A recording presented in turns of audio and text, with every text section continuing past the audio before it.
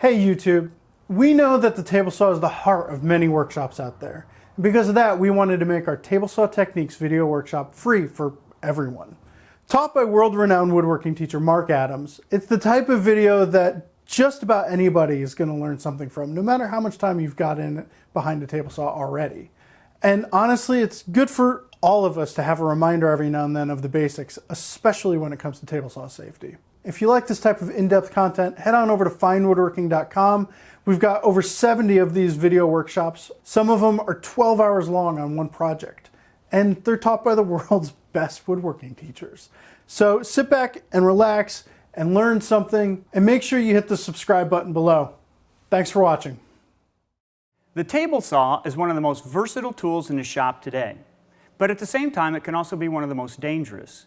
As the owner of one of the world's largest woodworking schools, I've found ways to help eliminate those risks, while at the same time being able to do a lot more with this machine. In this video workshop series, I'll demonstrate a variety of techniques, from using splitters and riving knives, to building a quality crosscut sled, and how to cut a variety of different joints, always keeping safety at the forefront. Today's table saws are much safer than they used to be, with these riving knives that come up and down with the blade, and these streamlined guard systems. But if you have an older saw, I'll show you how you can make it much safer. We'll begin the series with tips for safe table saw use, and I'll explain what kickback is, and I'll also show you how to prevent it. We'll then move on from table saw safety to ways to make basic rip cuts.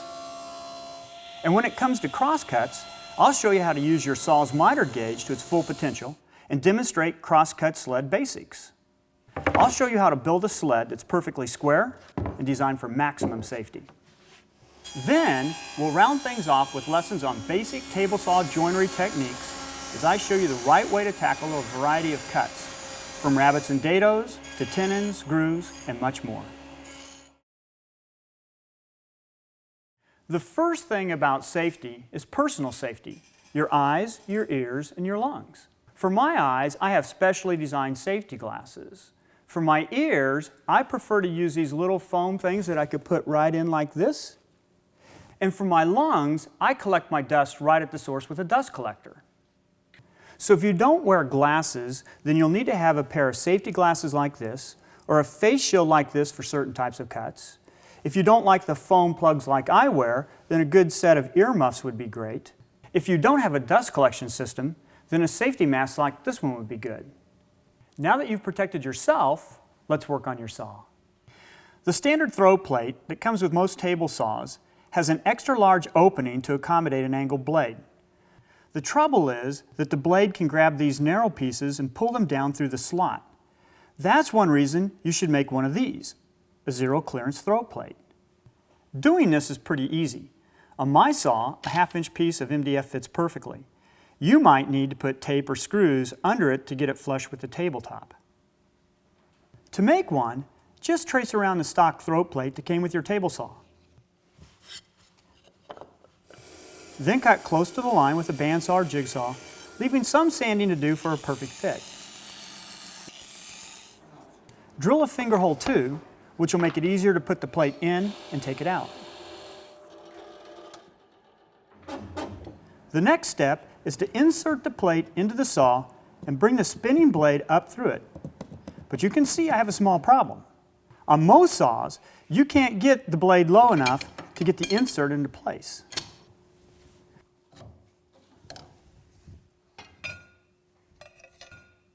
So I install a dado blade, which is smaller, and bring that up first to give some clearance.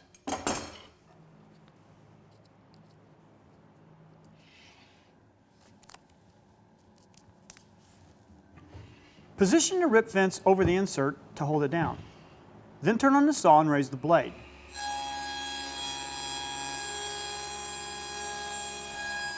Stop the dado blade when it just starts to break through on the top.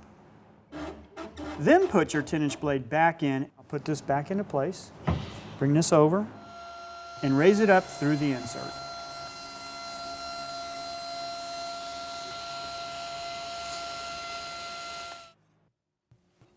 Now we've got the perfect cutout for the blade, but we don't have room for our splitter or riving knife, depending upon what kind of saw you have.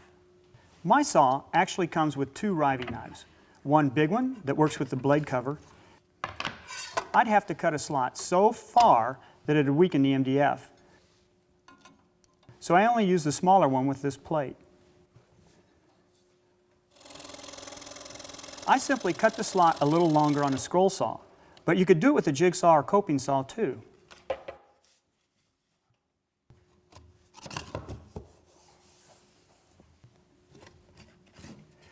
What you do depends upon the type of splitter or riving knife you have. But if all else fails, you can replace your splitter altogether with a stubby version that you can make yourself. But I'll show you that in a minute.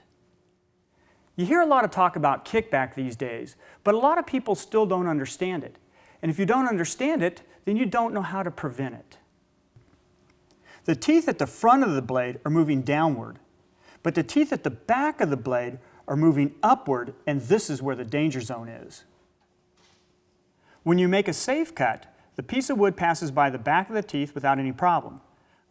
But if the board pivots into the back of the blade, it'll be lifted and thrown right at you. So now we're going to turn on the saw and show you how fast this happens in reality. But instead of using a board, I'm going to use this piece of foam.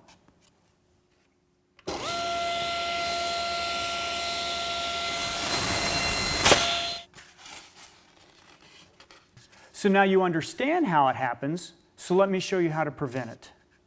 The solution is a splitter or a riving knife, just another type of a splitter. Both are simply a thin tab of metal that goes behind the blade. It sits in the kerf and prevents the board from contacting those back teeth. No contact, no problem. Now here's what's good about today's splitters, also known as riving knives. They move up and down with the blade, and they can be adjusted just below the top of the blade so they don't interfere with non-through cuts. They also hug the back of the blade tightly, preventing kickback. And they change out easily, in this case to put on the taller riving knife that has the blade cover on it.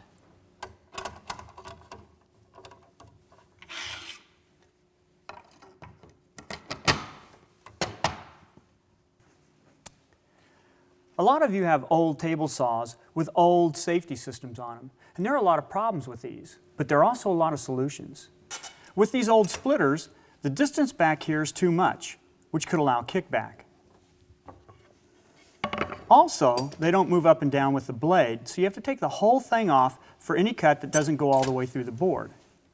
The problem is they're hard to put back on, and that's the reason most people just throw them away and don't ever use them again. But there are a couple of good solutions. One is an aftermarket splitter like this, which goes in and out in a jiffy. Another is that little stubby splitter I showed you earlier that you can make in just minutes. It goes into your zero clearance throat plate. You just raise the blade to its full height, then lower it to make some room, then glue a little wooden tab in the back of the slot like this. The cool thing with this type of splitter is that you can make it short so it will fit into grooves and other types of cuts that don't go all the way through the board. Make this little splitter wide enough so that when you raise the blade, you'll be cutting right back into it.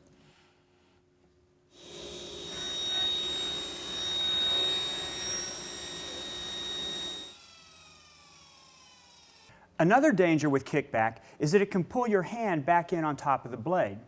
But a riving knife and splitter help to prevent that. But there are a lot of other reasons your hand might contact the blade. You might slip as you push a board, or try to grab a cutoff while the blade is still spinning. So let's address those dangers too. One solution that's been making a lot of headlines are these new saw-stop table saws. They have complicated electronics that actually sense skin contact and stop the blade in milliseconds before it can do any damage. But these saws can be expensive, and they're not the only way to limit exposure to the blade. You can also do that through your blade cover. Today's blade covers are narrower than ever, which means they can stay on for more types of cuts. And when you do need to remove them, they come off easily. A blade cover will prevent your hand from coming in contact with the blade, so keep yours on whenever you can. What I don't find very useful are these anti-kickback fingers that are standard on all saws. The way I work, they serve no purpose, so I just remove them. Another way to limit exposure to the blade is to keep it as low as possible. You only need about 1/4 inch of the blade sticking up above the work for effective cutting action, so stick to that. At my school, the most important rule is the 6-inch rule. This means keeping your hands more than 6 inches away from the blade when it's spinning. If your hand has to come any closer, make sure you use a push stick, push pad, or feather board to control the stock. More on those later. And control is my last safety tip. You always want to be in control against your fence. You always want to be in control against your miter gauge. You always want to be in control against any jig or any fixture. And what you never want to do is cut freehand on the table saw. So if you follow these simple safety guidelines, you'll always have good peace of mind while you're using your saw. Before we power up this saw, let me give you a few guidelines for a basic rip cut. You'll notice that the splitter and blade cover are in place, and I've got a push stick nearby. Let's take a closer look at this push stick. None of the measurements are critical, but there are some important features. It's long, and I grab it here, which gives me more control over the entire board. Also, this bump stops my hand from slipping forward, and for smaller pieces, I have another hold back here. And of course, it has that hook you need at the back. Now let me point out 2 important safety factors that you can't see. One is that at least one face and one edge of this board are dead flat and straight, so it'll stay steady on the table and ride straight along the fence. If not, the board can bind between the fence and the blade, causing kickback. Another cause of binding is when your rip fence isn't parallel with your blade. First, make sure that your miter gauge track is parallel to your blade. Once it is, then we can take our fence and make sure it's parallel to our miter gauge track. If it isn't parallel, it's easy to adjust on most fences. There are adjustment screws on the bracket that rides the rail. On saws like this one, once the fence is set, you don't need to check it again. But on portable saws, the fence doesn't stay parallel to the blade, so every time you move it, you'll need to recheck it. So now, let me show you how to make a safe rip cut. With my hip against the saw, I face the rip fence and guide the workpiece into the cut using my right hand. Notice how I use my left hand as a feather board to keep the stock against the fence. Then when the back of the board reaches the table, I reach for my push stick to finish the cut, pulling my left hand out of the way. Push the stock all the way past the blade, and you can push the offcut past it too, but don't try to pull anything back over the blade while it's spinning. This is a good time to talk about outfeed tables. You really need some kind of support, because if you don't, you're going to be worried about balancing your piece as you send it through. On wider pieces, you don't need to come within 6 inches of the blade to push it through, so you won't need your push stick. But you'll notice that I hook one finger of my pushing hand over the rip fence to be sure it never slips toward the blade. A quick word about feed rate. If you push your wood too slow, it can burn. But don't push your wood through so fast that you'll cause the blade to stall or the motor to bog down.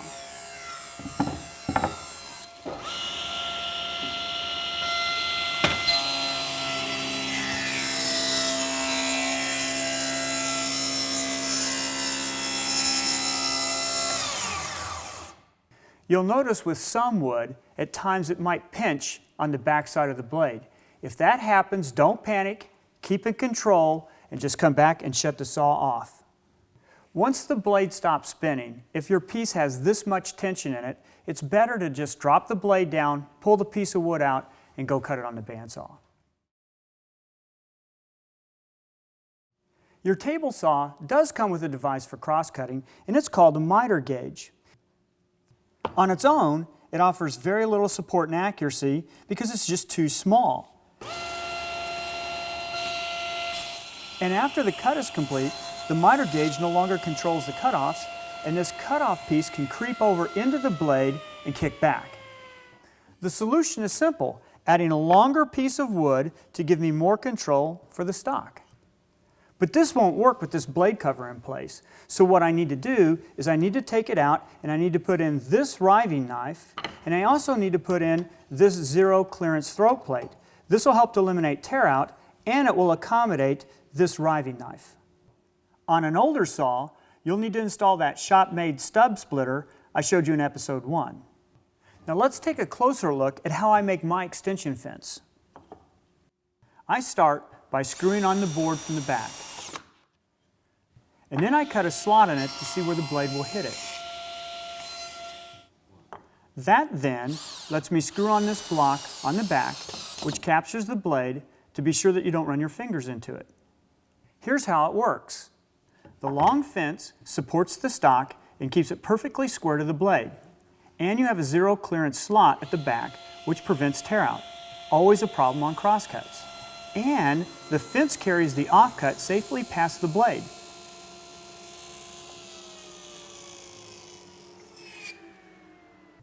You'll notice this funny little stick in my outfeed table. That stops the miter gauge from going too far, so the blade doesn't come out the back of my safety block here. The other really cool thing about this fence is it allows me to be able to put a stop block on it anywhere I need to be able to make duplicate cuts. After you've cut 1 inch square and marked out the length, use the little zero clearance slot in the fence for setup, since it shows you exactly where the blade will cut. Then clamp down your stop block. That will help you to cut every piece the same length.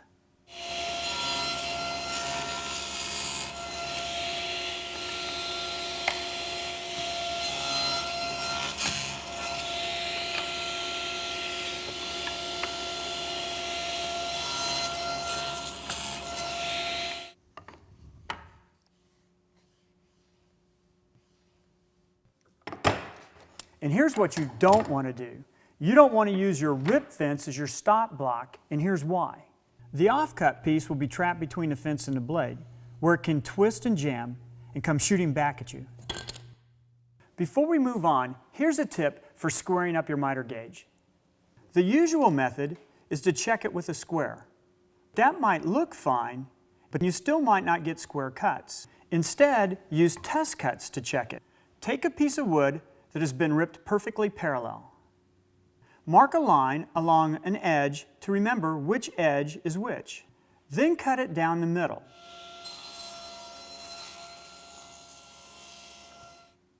Now, if you flip one of the pieces, place them both against a flat surface, and bring the cut edges back together, you'll be able to see any inaccuracies. And you can see back here that there's a gap. Ours is off a bit, so I'll need to make an adjustment. Okay, now I'll make another test cut and check it again.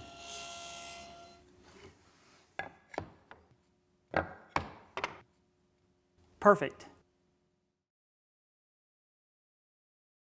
Now you might not always want to wrestle with it, but a shop-made sled is actually the best tool for cross-cutting. Here's why. It has 2 runners in the bottom, keeping it perfectly on track. It's got a big base and fence to keep the workpiece perfectly stable as it passes over the blade. And it carries the offcut safely back after the cut is made. I run a school, so I also add these slots for an extra guard that slips in from the top. But that part is up to you. But here are a couple of features that you can add to the sled that you might already have. Put a small box like this at the exit point to keep the blade from hitting your hands. And use another one of these little sticks to be sure the sled doesn't travel too far. And of course, use stop blocks for repetitive cuts just like you did on the miter gauge. For even longer pieces, use a hook stop like this. A good crosscut sled is designed with a flat and stable bottom, and it has 2 runners on the bottom that fit into your miter gauge tracks on your table saw. These can be made from a good dense hardwood or even HDMW plastic.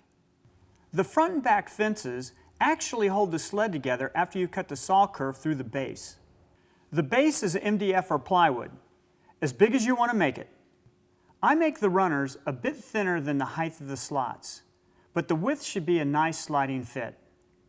I start by putting the runners in the slots and lining them up flush with the tabletop. Now I put the base on top of them and flush it up with the front of the table too. Then I mark the location of the runners and draw a line across the top to show me where I can drive in pin nails.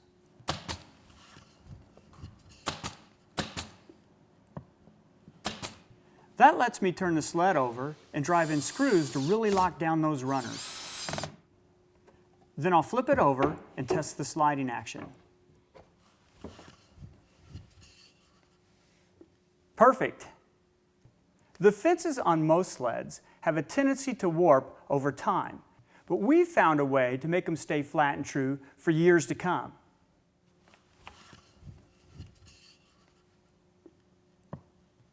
We make a sandwich of MDF strips with a layer of plywood on the top and bottom.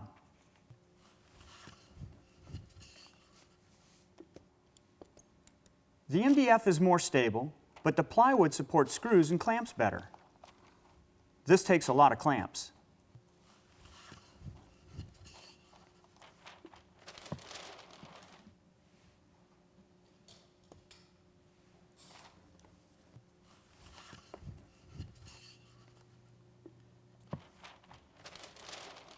Let it dry for a couple of hours, then remove the clamps and scrape off the squeeze out.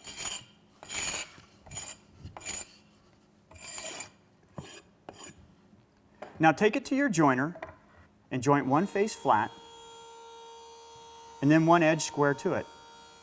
Don't worry, a few passes of MDF and plywood won't hurt your joiner knives. But be sure to keep track of the jointed surfaces, especially on the front fence. Before we attach our front and our back fence to our sled, we have a decision to make. That decision is, are we or are we not going to put on this safety shield? I have mine on mine because I think it's a great idea.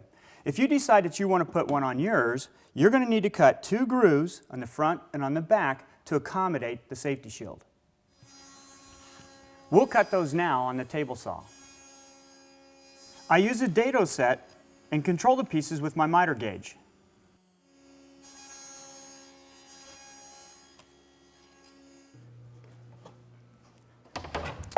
Let me show you how I make my safety shield.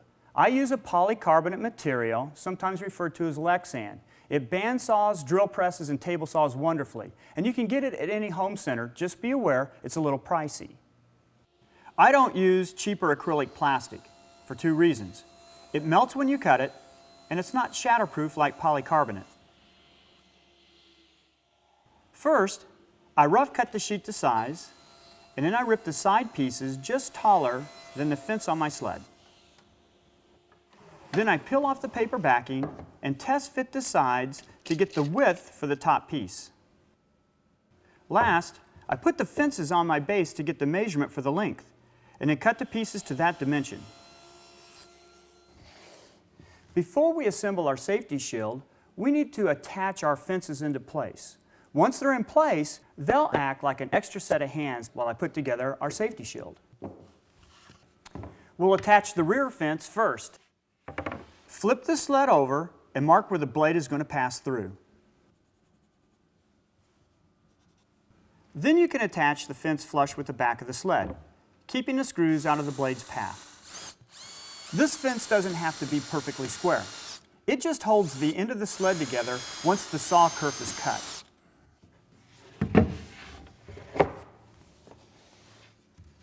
The front fence is a little trickier. It has to be attached perfectly at a right angle to the blade.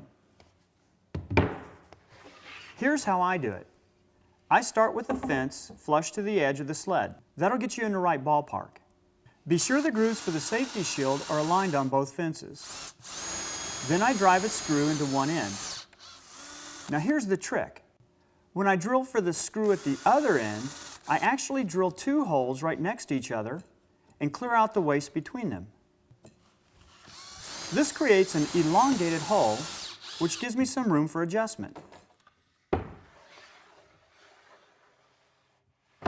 Now that we have our fences in place, we need to go through and make a cut so we can determine that our front fence is square. We do need to be certain that as you push all the way through that you're mindful that the blade will be back on this back side.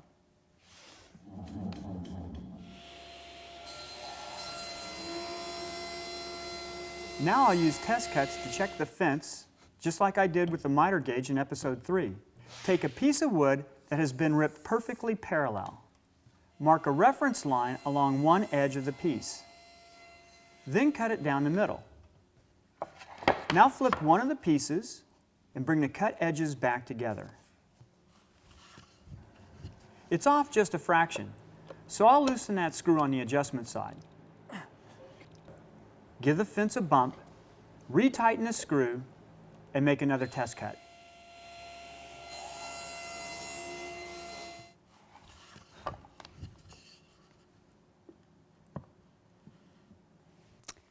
There are no gaps, the fence is square, so now we can screw it down the rest of the way.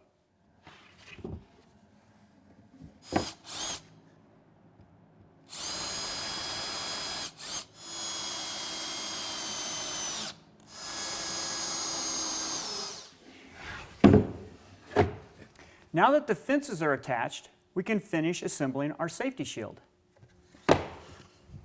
Put the pieces into place, and to just help keep them from shifting, I'm adding a couple of loose clamps. Be sure to drill pilot holes to keep the plastic from splitting and countersink the tops. There could be a little shaving underneath each hole, but those come off easily. Then drive the screws slowly, just until they are seated, no further.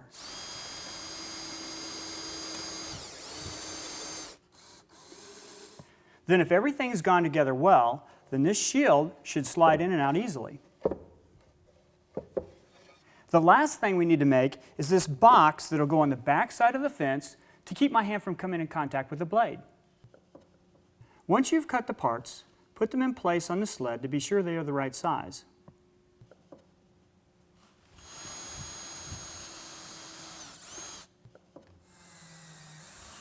Now you can assemble the box. Because MDF likes to split, I'm drilling deep pilot holes in the lower pieces.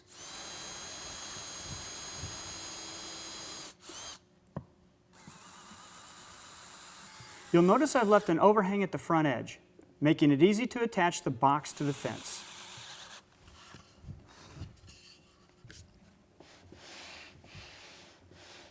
Now that our sled is done, square, and has our safety devices in place, it'll give us good, accurate cuts for years to come. There are all kinds of blades that can be used for table saw joinery, but I find that a high-quality combination blade gives me exactly what I want. Buy the best blade you can afford. For wider notches in my wood, like rabbets, grooves, and dados, I prefer to use a good set of stacked dado blades. Quality is even more important here. You need a dado set that makes clean cuts on the edges and flat bottoms. That's why you don't want a wobble dado set. So buy the best 8-inch stacked dado set you can afford.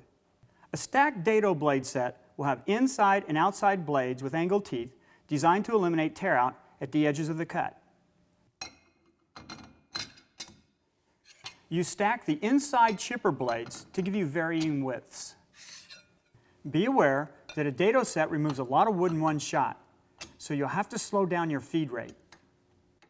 For good joinery, you need a clean blade. But when they start to look like this, they won't cut well. Cleaning them is easy. You just need some soapy water, an abrasive pad, like a Scotch-Brite pad, and a good bit of elbow grease. Now let's talk about your crosscut sled. The curve cut across this sled matches this blade perfectly, and zero clearance is a beautiful thing. It prevents tear out on the bottom and back edge of the workpiece, and it helps you set up cuts precisely. But what happens when I put in my dado blades or tilt to an angle and blow out this slot? The solution is simple. All I have to do is add a piece of 1/4-inch MDF to the base and to the fence. I use carpet tape to attach these pieces, not screws, which could damage the base.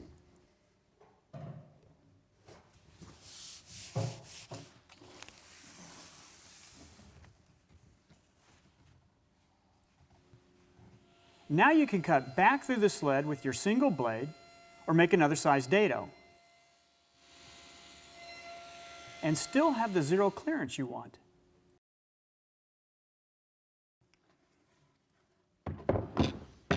When it comes to cutting all types of rabbets, true rabbets, lap joints, and even tenons, this is really a sweet fixture.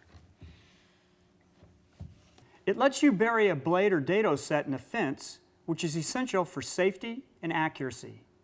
It's basically a box that fits over your rip fence that has sacrificial pieces that are either screwed on or carpet taped on. I make it from 3/4 inch MDF. Cut the side pieces 3/4 of an inch taller than your rip fence and long enough so the end caps will make a snug fit over the fence. The top plate is the critical part. To dial in its width, clamp on the side pieces and make test cuts until the top piece fits in tightly. Now you can drive screws and attach it. Last, screw on the end caps, making sure to keep the sides clamped tightly against the fence.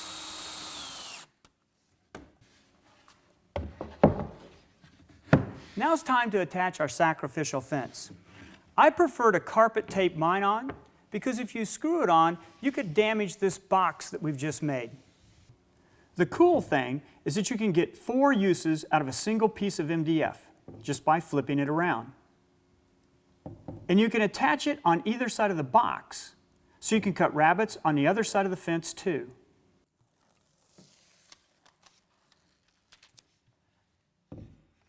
By the way, the right way to bury the blade is to lower it, bringing the fence over the top, and then raise the spinning blades into it. Don't go any higher than you need to. So you now have a great fixture for cutting rabbets. You know how to maintain your crosscut sled, and we've talked a lot about blades. So now let's go cut some joints.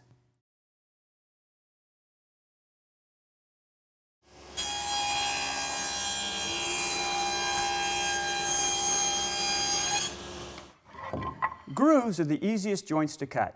They're done with the grain, and you can use your regular fence, a combination blade, or a good set of stacked dado blades. On my saw, I can't use my riving knife with my dado set, but you may be able to on yours. But when I use a single blade for grooving, I can use my low profile knife to keep the board on track. You'll notice I'm not using a zero clearance throat plate. It's generally not necessary with cuts along the grain because tear out is not an issue. And I'm using a shorter, fatter push stick for these short pieces. By the way, on an older saw, you can use that stub splitter I showed earlier.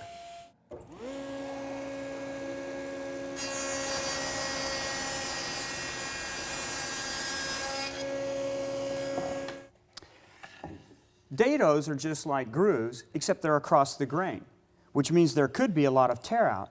So it's really important to make sure that you have a zero clearance insert in your saw. How you support your workpiece depends upon the size of the workpiece and where the dado is located. Because this workpiece is wide enough and the dado is so close to the end, I was able to run it right up against my rip fence. You'll notice I used the shorter, fatter push stick again. For accuracy, it's really important to keep the work pressed down firmly. And don't hesitate to make a second pass to be sure you got the full depth all the way across.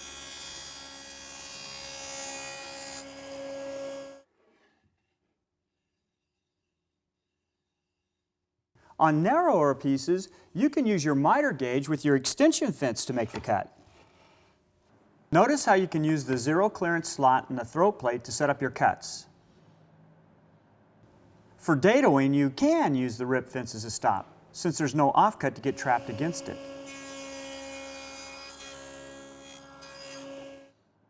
But as you move the rip fence for other dados, make sure you still have enough stock on the miter gauge for good control.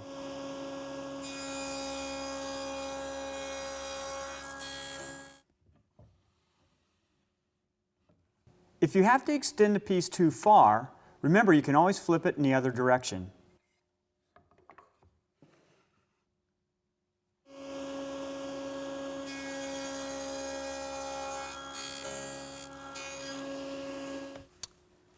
What's really nice about having zero clearance on the fence too is it helps to prevent blowout on the back side of the cut. But my favorite way to cut dados is with my Crosscut Sled. It has great accuracy and it's a perfect way to cut wider stock. This is where our fence and table inserts come into play again. Cut through them to get the zero clearance you need for this cross-grain cut. But try not to raise the blade any higher than you need to preserve that zero clearance on the fence too. What's great about the sled is that it keeps the workpiece flat, still, and square as it goes over the blade. And of course it supports stop blocks too, for repetitive cuts like the dados on these bookcase sides.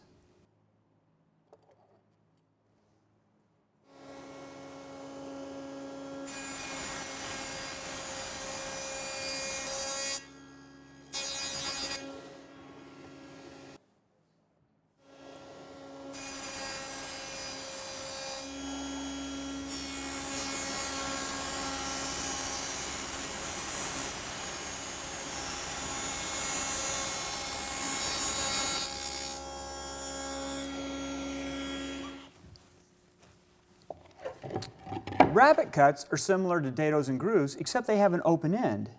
That means you'll need to bury your dado set in a sacrificial fence. Otherwise, you'll ruin your saw's standard rip fence. Burying the blade also makes it easy to control the width of the cut.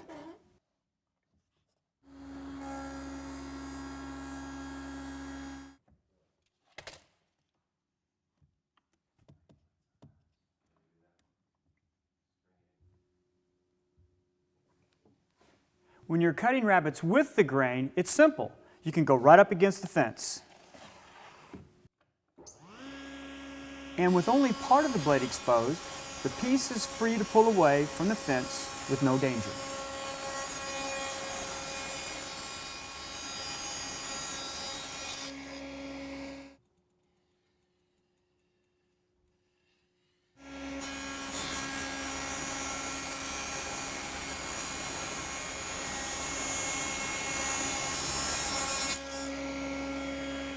On rabbets across the grain, on wide pieces, you can run them up against the rip fence too. But on narrow pieces, you will need more support. So use your miter gauge, but you might have to trim your extension fence to get the rip fence closer.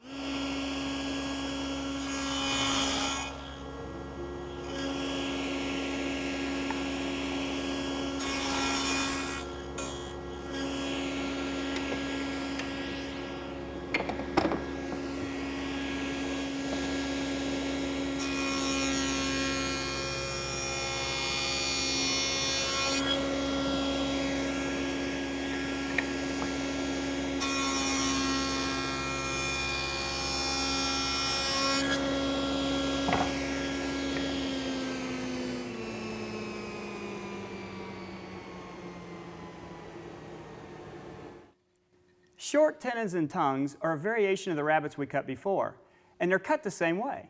But long tenons are a different deal. For those, we don't need this rip fence box. I still use the dado set in the miter gauge, but I move the rip fence further away based on the length of the tenon. That's the basic concept. Now let's get into the details. This is actually a test piece, and that's where I do my full layout. I use pencil here so you can see it better, but in reality, I use a marking gauge or knife because they're more accurate. And I usually have my mortise pieces already made so I can size the tenon to fit them. Now let's really dial in the blade height and the shoulder position. Once again, the zero clearance insert helps with setup, and it will prevent tear out too.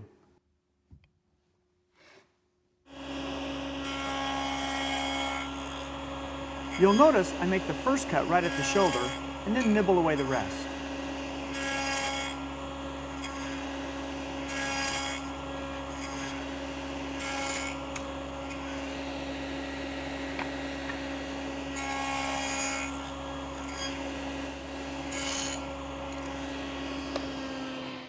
Then I'll test it in the mortise.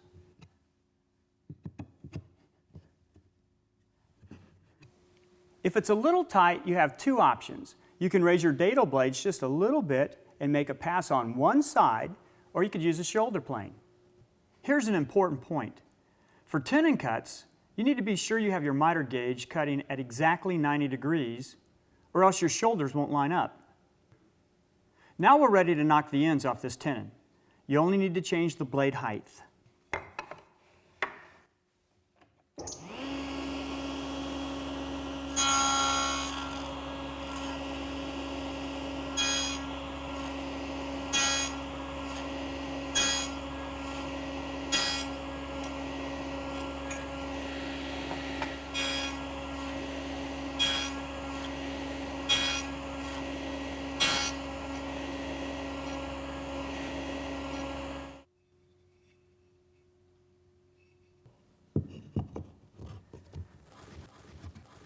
Perfect again.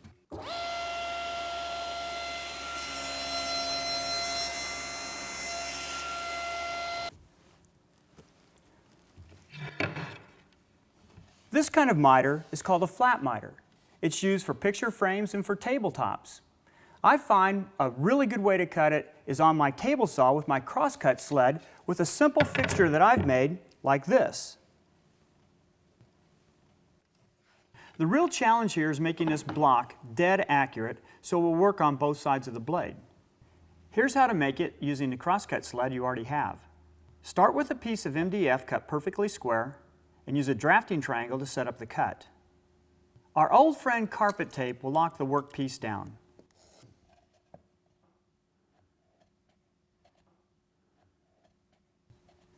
You'll notice we're leaving about 1 inch of the square corner at each end. That leaves room for the offcuts when you're mitering. Now we've got an accurate block that'll work on both sides of the blade.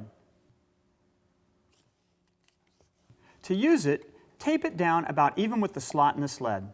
These are crosscuts, so your zero clearance inserts are important here. And for this type of jig, you need to pre-cut your pieces close to their final length. Then cut just one end of each piece.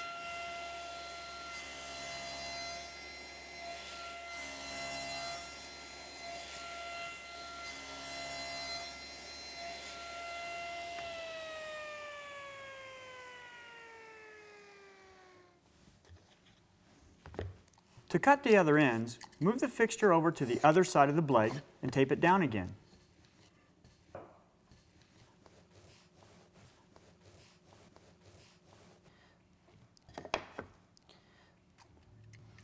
This time we'll set up a stop block to set the final length of our pieces, and that's easy to do on a sled.